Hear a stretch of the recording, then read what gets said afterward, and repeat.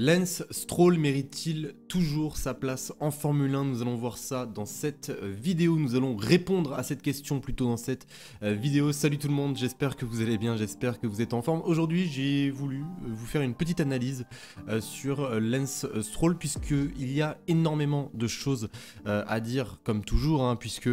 On va pas se mentir, les difficultés du Canadien à soutenir la comparaison avec Fernando Alonso créent inévitablement des questions concernant l'avenir de Lance Stroll en Formule 1, notamment en l'absence du moindre podium, alors que le double champion du monde est déjà monté 7 fois sur le podium cette année. Si Lance Stroll avait tenu le niveau de performance de son coéquipier, Aston Martin pointerait, je pense, à la deuxième place des constructeurs et non à la quatrième désormais derrière Mercedes et Ferrari. Je rappelle qu'il y a quelques grands prix, c'était Aston Martin qui était juste derrière Red Bull. Donc les amis, on est parti, n'oubliez pas le petit like, le petit abonnement.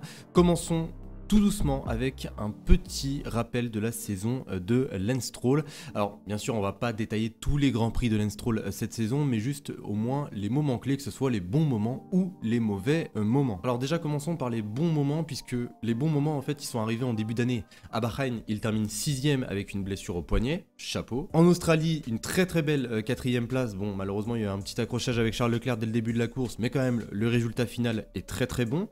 Et en Espagne il termine 6ème, juste devant son coéquipier. D'ailleurs, le coéquipier en question n'a pas voulu le doubler alors qu'il aurait pu 15 fois le faire. Donc oui, Lance Stroll a fait un très bon début de saison, malheureusement arrivé à la baisse de régime d'Aston Martin, puisque, faut se le dire, Aston Martin ont connu un début de saison tonitruant. Donc arrivé à un certain moment, avec certaines évolutions, surtout des autres écuries, ils n'ont pas pu tenir le rythme, enfin du moins jusqu'au retour de certaines évolutions.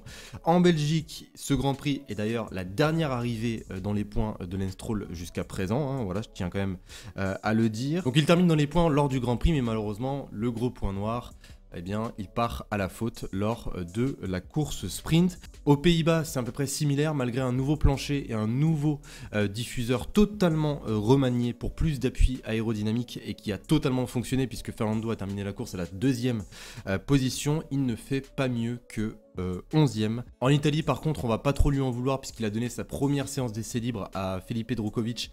Puis ensuite, en deuxième séance, malheureusement, il n'a pas pu y participer puisqu'il a eu un problème mécanique. Il termine exactement à la 16e place, voilà, à 41 secondes de son coéquipier. Là, pour le moment, je suis pas trop dur avec lui. Par contre, là où ça devient très inquiétant, c'est à Singapour. À Singapour, Lance Stroll, il nous a fait peur. Il a fait peur à tout le monde. Il se crache lors des qualifs. Un choc, d'ailleurs, calculé à 51 G. Il ne participera même pas au Grand Prix. Le plus important, c'est qu'il aille bien, bien sûr. Donc voici la saison de Lance Stroll. Je sais, il y a pas mal de grands prix que j'ai passé. Monaco, c'était catastrophique pour Lance Stroll. Bon, je vais pas tous les mettre, mais en tout cas, c'était juste pour vous faire une petite synthèse. Voilà, il y a eu des bons moments, il y a eu des mauvais moments. Et il ne faut pas oublier, bien sûr, que sa saison n'est toujours pas terminée et qu'il lui reste encore 6 grands prix pour pouvoir se rattraper. Alors maintenant, si je vous pose la question, est-ce que Lance Stroll fait la pire saison de sa carrière? Moi, j'aurais tendance à vous dire oui et non.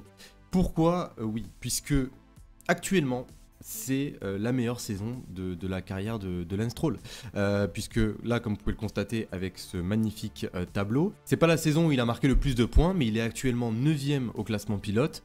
Et c'est la première fois de sa carrière qu'il rentre dans le top 10 au classement pilote. Je sais très bien que cette saison n'est toujours pas terminée, mais pour l'instant il est 9ème, donc je considère que d'un point de vue palmarès, on va dire, c'est la meilleure saison de sa carrière. Par contre, si on compare avec les coéquipiers, là ça devient un petit peu plus compliqué pour Lance Stroll, puisque, encore une fois, un tableau. Et là, en fait, on peut voir tout à droite le pourcentage de points qu'a marqué Lance Stroll face à son coéquipier. Donc là, par exemple, si on regarde la ligne qui est tout en bas, eh bien, on peut voir qu'il a scoré 22% des points des 215 qu'ont marqué Aston Martin. Donc en gros, Fernando Alonso a scoré à lui tout seul 78% des points d'Aston Martin cette année. C'est très peu. En comparaison avec Sébastien Vettel, il était à 33% sur la saison 2022, à 44% sur la saison 2021. Je crois que sur la grille, en ce moment même, le seul qui fait pire, c'est Logan Sargent. Voilà, 0 points inscrits, donc 0% de points marqués pour Williams. Donc là, on vient tout juste de parler de chiffres. Maintenant, parlons peut-être des potentielles raisons de ce manque de performance de la part du pilote canadien. Alors maintenant, j'ai encore une question pour vous. Quel est le vrai problème pour Stroll? Qu'est-ce qui cloche? Qu'est-ce qui cloche cette année? Il a eu déjà, je pense, beaucoup de problèmes physiques. Pour moi, il y a deux choses qu'on ne doit pas toucher si on est pilote de Formule 1, le physique et le psychologique. Ce qu'il faut savoir déjà physiquement, Lance Stroll il a très mal commencé sa saison, une blessure au poignet, puis ensuite je crois que vers Zandvoort il a eu une infection, je l'ai vu avec un pansement carrément à l'oreille. Donc physiquement il a été pas mal touché quand même cette année Lance Stroll, mais je ne pense pas que le problème vient de là. Je pense que le problème vient plus du côté psychologique. Alors j'ai pas fait des études de psychologie, mais selon moi c'est peut-être dû à son père. Que Lance Stroll ne performe pas au meilleur niveau. Je m'explique. Alors ce n'est pas du tout de la faute de Lawrence Stroll. Lawrence Stroll il a racheté l'écurie Aston Martin, il en fait ce qu'il veut. S'il a envie de mettre son fils ou quelqu'un d'autre dans la voiture, eh bien il met qui il veut. Mais en fait depuis le rachat de l'écurie, eh bien Lance Stroll je le sens beaucoup moins impliqué que lors de ses premières années, que ce soit chez Williams, que ce soit chez Racing Point. Je trouve que chez Williams, il avait une certaine folie en fait que les jeunes pilotes ont généralement quand ils arrivent en Formule 1. Puis ensuite quand il est parti chez Racing Point, j'ai senti une certaine maturité qui commençait à naître chez ce pilote. Et là, depuis qu'il est chez Aston Martin, que ce soit avec Sébastien Vettel ou Fernando Alonso, je trouve qu'il ne s'en sort pas, qu'il a énormément de mal, qu'il se fait tout le temps manger. Il ne fait pas tellement d'erreurs, vraiment, il ne fait pas tellement d'erreurs. Mais malheureusement ses performances ne sont pas forcément au rendez-vous. Donc maintenant si je vous donne le véritable problème de Lance Stroll, pour moi c'est un problème de pression. Qu'est-ce que j'entends par pression? Qu'est-ce que peut être une pression en Formule 1? Alors déjà cela peut être une pression de perdre un titre. En l'occurrence Lance Stroll il ne joue pas le titre. Ça peut être la pression de perdre sa place en Formule 1. En l'occurrence, Lance Stroll, il n'a pas cette pression. C'est le seul pilote aujourd'hui qui a un CDI en Formule 1. Donc déjà, pour moi, ça c'est une très mauvaise chose. Il a également une certaine pression vis-à-vis de son coéquipier. Puisque oui, si ton coéquipier performe plus que toi, bah, ça va te mettre un petit peu plus la pression. Tu vas vouloir essayer de te transcender pour aller chercher les meilleurs résultats possibles. Donc voilà, avec toutes les pressions que je viens de vous citer, honnêtement, je trouve que Lance Stroll n'en a aucune.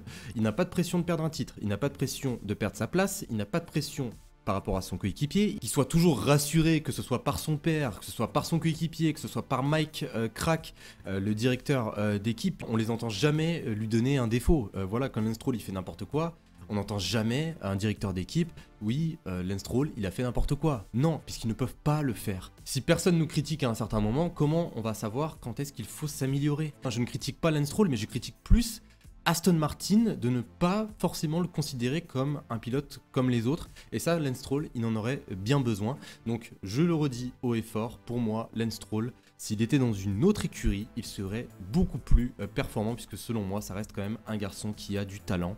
Et vu qu'il n'a aucune pression dans cette écurie, eh bien, son talent s'évapore puisque voilà, il ne se donne pas à 100%. Et c'est bien normal, puisque un pilote, pour moi, il lui faut de la pression pour performer. Donc voilà les amis, concernant cette analyse sur Lance Stroll. Vous me dites bien sûr ce que vous en pensez dans les commentaires, vous me donnez vos avis, vos analyses comme d'habitude. Sur ce les amis, eh bien, je vous souhaite une excellente journée, une excellente soirée. On se retrouve très vite pour une nouvelle vidéo. Et je vous dis à la prochaine. Salut tout le monde.